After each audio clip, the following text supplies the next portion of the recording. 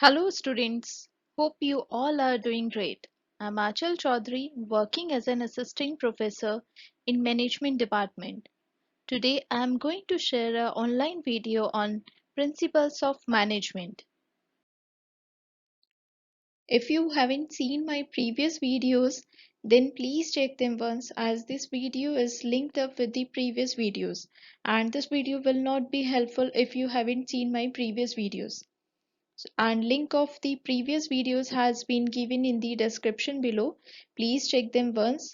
If you want the PDF notes of any video, then you can mail me regarding the same. My mail ID has been mentioned in the description of this channel. Students, it's your lecture number 3 from Unit 1. In your previous lecture, we have covered principles of scientific management, its essential elements, process of management, levels of management, and managerial skills. And today we are going to start a new topic, that is approaches to management. So today we will cover all the various and important approaches of the management like classical approach and any other. So let's start with today's lecture. Students, management approaches are divided into four parts: classical approach, behavioral approach, quantitative approach, and modern approach. So these are the four classification of your approaches to management. Then classical approach is divided into scientific management, bureaucratic management, and administrative management. Behavioral approach is divided into Hawthorne studies, Maslow's need hierarchy, theory X and Y. Quantitative approach is divided into like management science, operations management, management information system, which is known as MIS. And last, modern approach is divided into the system theory, contingency theory, emergent approaches.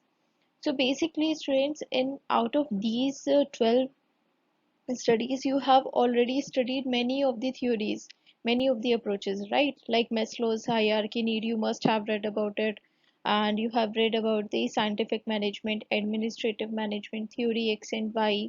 So there are many approaches we have already studied about. We are studying these approaches since class 12th, right? So that will be easy for you to understand these theory. First, let's start with the understanding of classical approach. So classical approach is further divided into bureaucratic approach, administrative approach, and scientific approach. So we have already studied about the administrative and scientific approach. So first we will discuss in detail about the bureaucratic. So it is propounded by the Max Weber. It lays on emphasis on the authority structure and description of the organization. Here, basically, bureaucratic is more focused towards the authority structures and discipline, and it mainly focus on the formal organization, treats the organization as a closed system. Based on practicing experience of managers, principles are developed. The rules and procedures are decided for every work. It leads to consistency in employee behavior. Since employees are bound to follow the rules, the management process becomes easy. So basically what happens that here we follow the already prescribed rules and procedures. Whatever the management has decided for each and every work, for each and every worker, so the worker is bound to follow these rules, and that's why they start feeling that they are working under the rule, and after a certain period of time they are so habitual of these rules that they are not able to adopt any kind of changes. So then at that point they start resisting the change. So it is basically focused on the closed system. Closed system means where management is the only person, management is the responsible one who will take all the decisions, who will create the rules and procedures, who is responsible for overall presentation of the organization. Here, no employees are like liable to take any kind of decisions. They are not allowed to involved in decision making. They are not allowed for any kind of initiatives. So the duties and responsibilities of each job are clearly defined. There is no question of overlapping or conflicting job duties. सब कुछ पहले ही decided है duties, responsibilities of each and every job. So there is no chance of overlapping or any kind of conflicting. And it is viewed as a closed system, having no interaction with the environment, relying too much on past experiences. So, whenever you rely too much on anything that is related to your past experience, or you can say, or you are relying something on like changing environment, so relying too much is very bad. If you are focused towards one thing only, then in that case, it is not good for the organization. So bureaucratic approach is like having so many demerits, so many shortcomings, due to which it was not that much popular. No doubt, many organization follows this approach, but still it have many shortcomings. Next is your administrative approach. Administrative approach, or you can say it is given by the Henry Ford. As we discussed in the previous lectures, there are 14 principles which are given by the Henry Fayol, and he is the father of administrative management theory. So he has explained management in five functions: planning, organizing, commanding, coordinating, and controlling, which is also known as POCCC.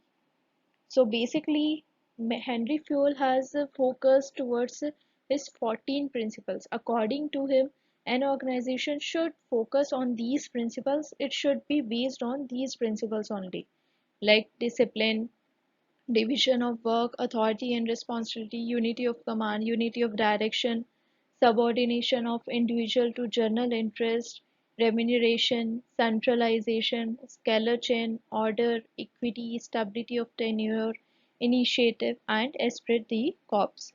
So, but he focused too much on these principles that the main shortcoming, the main criticism that this approach has been faced, that is, it is said to be a too formal. It is said to be too formal approach of the management. So that's why it is many organization has not followed this one. Next is your scientific approach. Scientific approach is concerned with knowing exactly what we want workers to do and see that they do it in the best and the cheapest way possible. So basically, here our main focus is the to ensure that each and every worker is doing his task, is producing the things in the best and cheapest way possible. It is given by F.W. Taylor, who is known as the father of scientific management. So he basically focused on the working the doing any work, doing any task in a scientific way, so that the cost will be reduced and the time also will be reduced. So there are some elements on which scientific management approach worked on, like time and motion study, separation of planning and doing, job analysis, scientific recruitment and training, standardization, and financial incentive. So the main focus of scientific management was on these tools, these elements which I have discussed. So basically what happens that it encourages the managers to seek the best way of doing a job.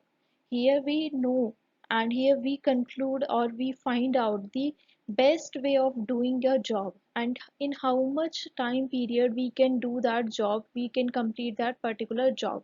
So it is all eliminated, it is all like find out in this method, that doing, if we want to do some work, so how can we do that work in the best efficient way, in the less time, in the like reduced cost. So this is all is concerned in the scientific approach. Next is human relations approach. Human relations approach is propounded by the Professor George Elton Mayo and his colleagues. And what they have done, They have just done an experiment in the organization where 29,000 workers were employed, and what they have do, they have just do the experiments on different workers, and in the on the basis of their findings, that particular experiment is like divided into further four parts.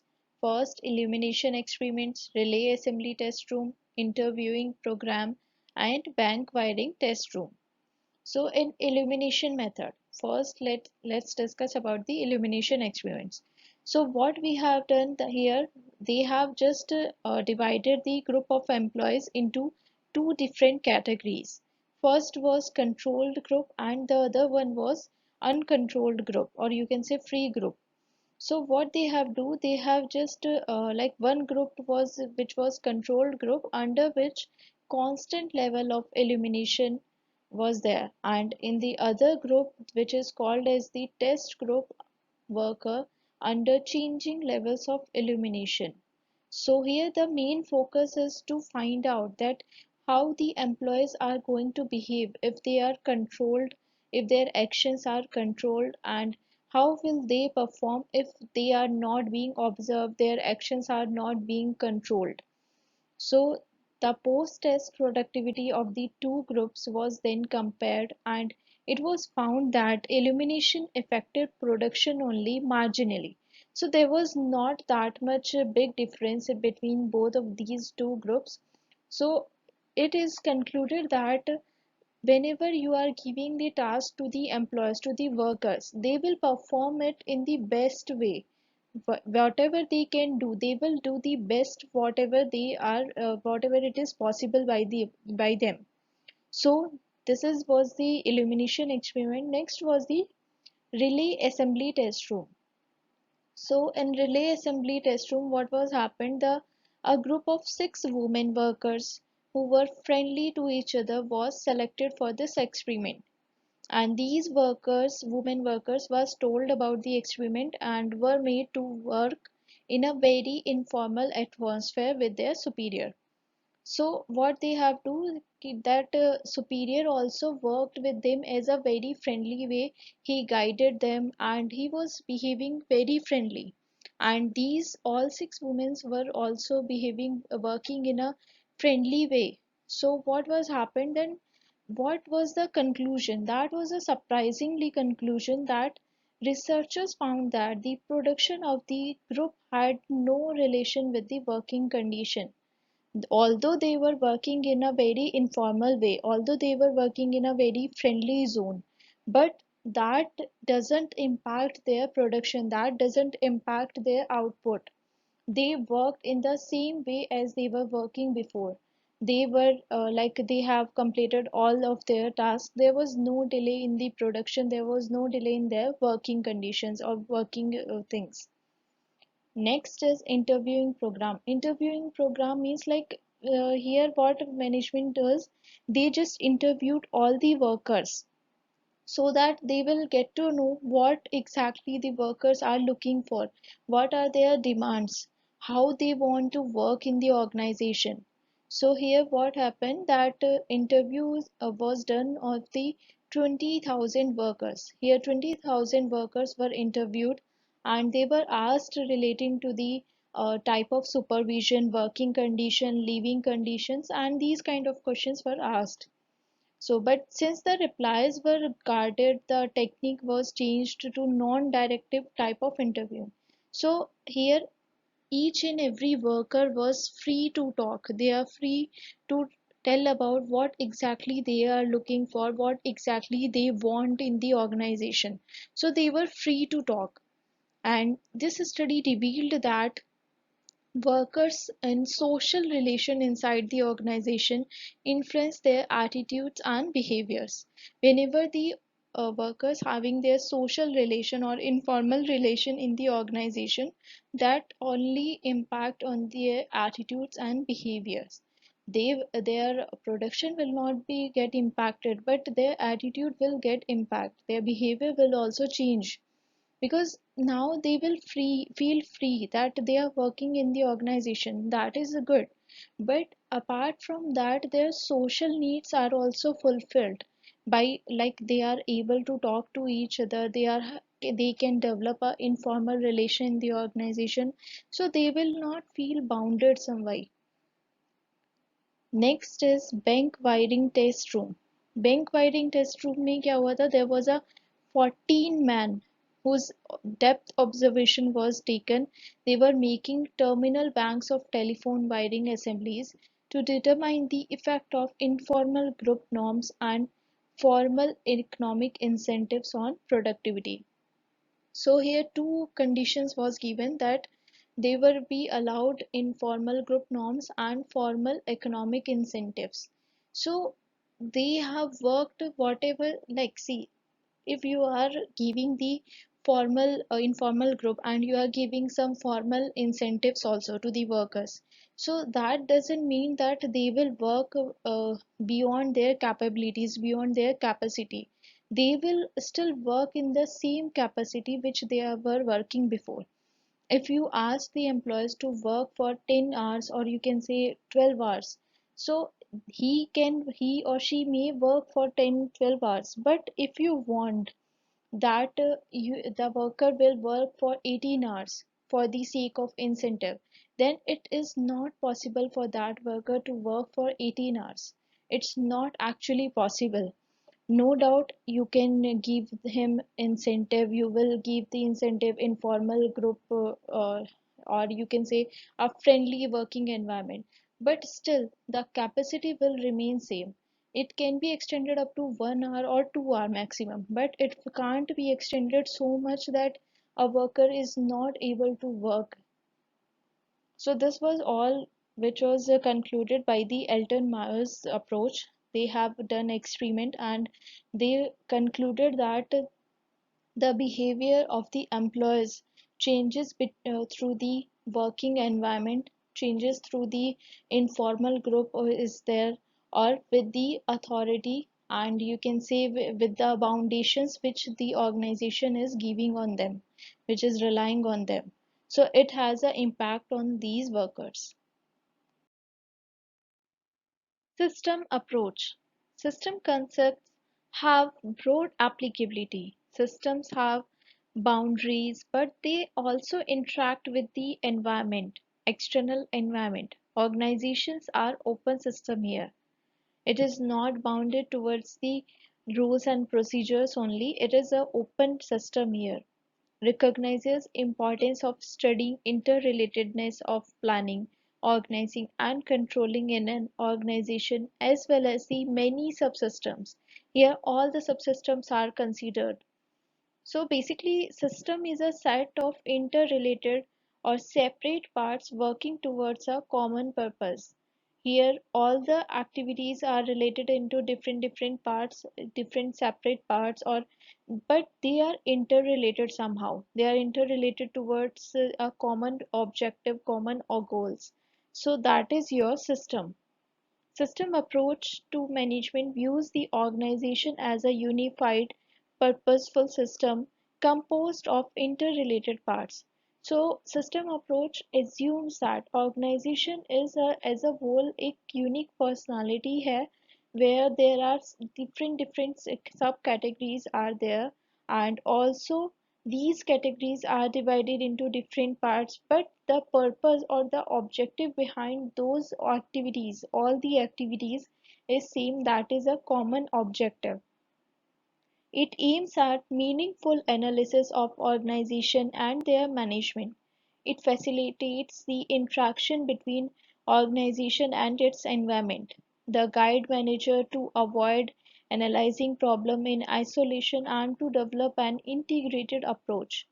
Basically what happens that यहाँ पर manager considers the organization as a whole, and जो भी उसके parts हैं उन सबको एक large extent में पूरा ऑर्गेनाइजेशन ही कंसीडर किया जाता है. Here the focus is not only on different activities on different parts, like a manager will not say that I'm not from the finance department, so I will not look after the finance department. He will look after all of the departments also, because he considers the organization as a part, a whole organization. He don't consider that different departments are the like.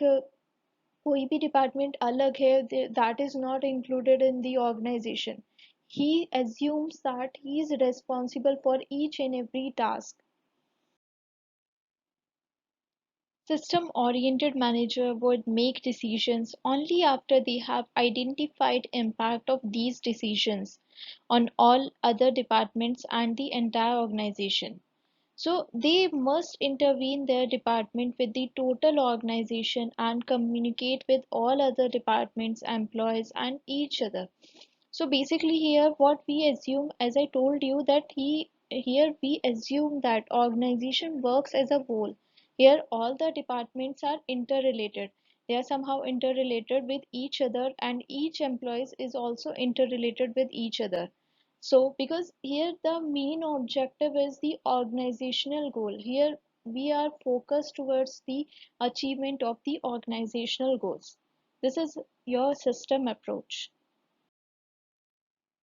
Next is contingency approach. Contingency approach is also called as the situational approach, which means that decision making is based on the situation to situation. It can be differ by the situations.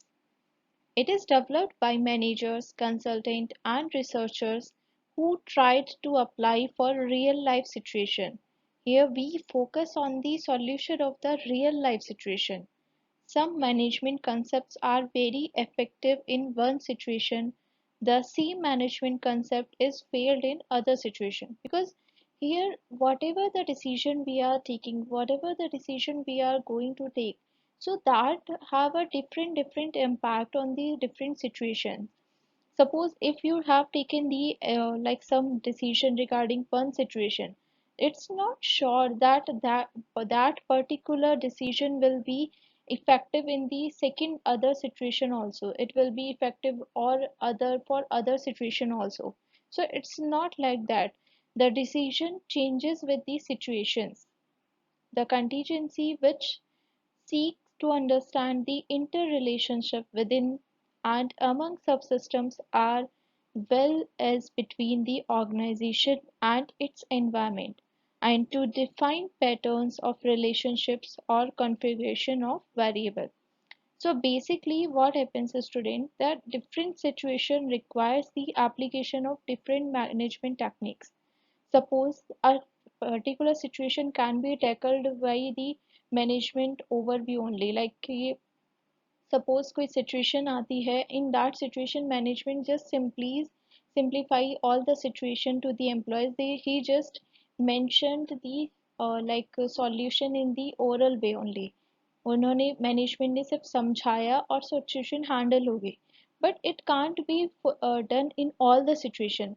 Maybe in second situation management has to decide, or management has to take some effective you can say step. There they may be किसी situation में management को fire भी करना पड़ सकता है employees को. So every decision और every situation has their different impacts. Management should therefore match to fit its approach to the requirement of the particular situation. So here main focus lies on the management's approach, how they are going to tackle the different situation, particular situation, and their approach should be fit in each and every situation. That can be different, but that doesn't mean that it will not be effective. Managers should try to make the different approaches. They should try to evaluate the different situation with their different approaches. So that's up to the management. There is no best way to management. There is no unique technique to solve every problem, because every problem has a situation. It's unique in itself.